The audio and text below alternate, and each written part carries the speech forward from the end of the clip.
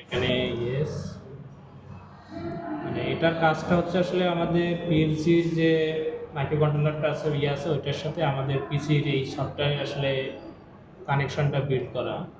তো এখন এটা আমাদের কানেকশন হয়ে গেছে, এখন এখানে গোয়াল লাইনে চলে গেছে।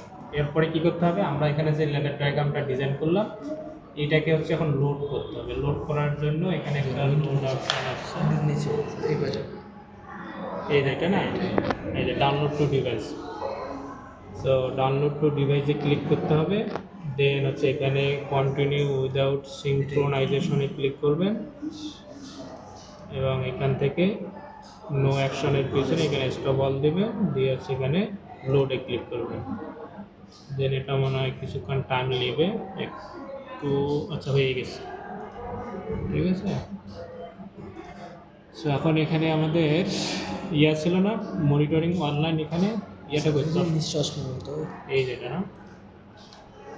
সো এখন কিন্তু আমরা এখানে দেখি এটা এখন ডিসকানেক্টেড অবস্থায় আছে, দেখা যাচ্ছে কি, দেখো তো ডিসকানেক্টেড না, মানে ডট ডট লাইন এই পর্যন্ত এখানে ইনপুট আছে, কিন্তু এই দিকে লোড কিন্তু অফ অবস্থায় আছে, কারণ আমরা এখন এই ইনপুটটা যদি ওপেন রাখছি এটাকে এখনো প্রেস করি নাই। এটা অ্যাড্রেসটা দেখো 0.0, তার মানে ইনপুট অ্যাড্রেস 1 যেটা। এখন তুমি বোর্ডে আসো, এখানে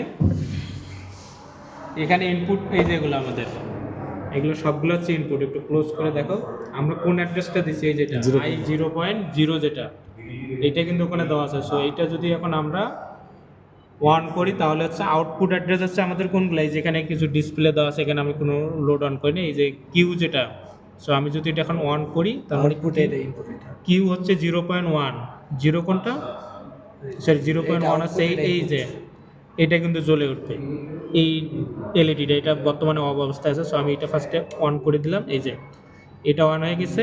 আপনার ইনপুট Q01 এটা এখন এনাবল, মানে ইনপুট অন হয়ে গেছে এবং আউটপুটে কি এই মোটরটা এখন কি হয়ে গেছে, অন হয়ে গেছে। এটা এখানে এলইডি, এখন এটার পরিবর্তে এখান থেকে যদি আমরা কোনো একটা লোড চালাই, এই ফ্যানটা চালাই, তখন সেই রোটেট করবে, এগুলো চলবে।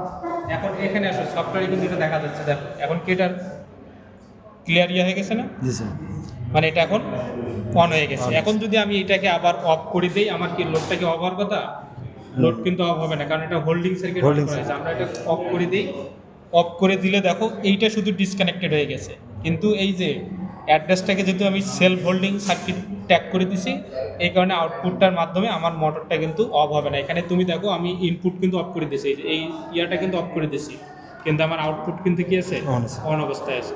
তার মানে এটা কি, এটার কাজটা হচ্ছে কি, আমরা এটাকে বলি যেটা কি প্রেস সুইচ, মানে কি না এগুলো কি সুইচ বলে, পুশ সুইচ। পুশ সুইচের মাধ্যমে যখন আমরা কোনো কিছু অন করি আবার যখন ছেড়ে দিই, সে তো ব্যাক হয়ে চলে আসে, কিন্তু তারপরে কি লোডটা তো আমার অন হয়ে থাকে। মানে মোটরটা কি আমাদের এইখানে যদি আমরা দেখি, এই যে এটা হচ্ছে আমার এক্সপেরিমেন্ট 9 এর কাজটা আমি এখানে করছি। এই প্রেস সুইচ, পুশ সুইচ যেগুলো, এই পুশ সুইচগুলো আমরা কি করি, প্রেস করে আবার ছেড়ে দেই। মানে কি, সে প্রথমে কানেক্টেড হয়, কানেক্টেডে যখন আবার ছেড়ে দেয় ডিসকানেক্টেড হয়ে যায়। ডিসকানেক্ট হয়ে গেলে কি সাথে আমার লোড অফ হয়ে যায়, হয় না কিন্তু। তার মানে তার ভিতরের যে মেকানিজম, এই ভিতরে যে মেকানিজমটা, এই মেকানিজমটা আমি এই পিএলসির মাধ্যমে এখানে ডিজাইন করছি, এই ল্যাডার ডায়াগ্রামের মাধ্যমে ডিজাইন করছি। মানে ও পুশ সুইচ যে কাজটা করবে, আমি যদি এই ল্যাডার ডায়াগ্রাম দিয়ে পিএলসিটা ডিজাইন করি, সেম কাজটা এই পিএলসিটাও করবে। কি বুঝতে পারছো? তাহলে এইটুকু হবে নাকি আরো কিছু বলতে হবে, বলো। না স্যার, এটাই জাস্ট, এখন এক একটা ক্রাইটেরিয়ার উপর বেস করে আপনার ল্যাডার ডায়াগ্রাম ডিফারেন্ট হবে। সো এটা 9, 10 দুইটাই দেখানো হয়েছে। 9-এর এই পুশ সুইচ দেখাইছি, এই পুশ সুইচ ইউজ করে 10-এর আমি এই ইন্ডাকশন মোটরটাকে সেলফ হোল্ডিং সার্কিটের মাধ্যমে ডিজাইন করছি, যে আমি পুশ সুইচ অন করব, আবার যখন ছেড়ে দেবো তারপরে আমার মোটরটা অন হয়ে থাকবে।